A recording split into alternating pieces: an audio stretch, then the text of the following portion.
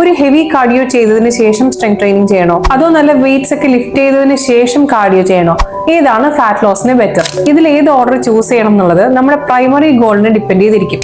ഇപ്പൊ നമ്മുടെ main focus muscles build ചെയ്യുക, കൂടെ കുറച്ച് ഫാറ്റ് ലോസും കൂടെ നടക്കുക എന്നുള്ളതാണെങ്കിൽ ആദ്യം സ്ട്രെങ്ത് ട്രെയിനിങ് പിന്നെ കാർഡിയോ ചെയ്യുന്നതായിരിക്കും കുറച്ച് ബെറ്റർ.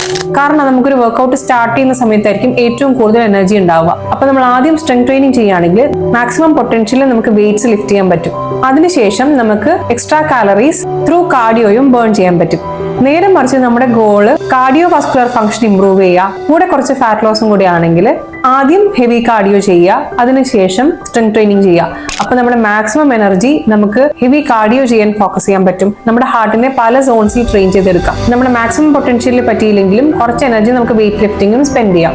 പിന്നെ ഒരു കാര്യം, ഇത് രണ്ടും തമ്മിൽ മാസീവ് ആയിട്ടുള്ള അലാമിംഗ് ഡിഫറൻസ് ഒന്നും തന്നെ ഇല്ല. ഏത് ഓർഡർ ചൂസ് ചെയ്യുന്നു എന്നുള്ളതിനേലും ഇമ്പോർട്ടന്റ് എത്ര ഫ്രീക്വന്റ്ലി, എത്ര കൺസിസ്റ്റന്റ് ആയിട്ട് നിങ്ങൾ വർക്ക്ഔട്ട് ചെയ്യുന്നു എന്നുള്ളതാണ്.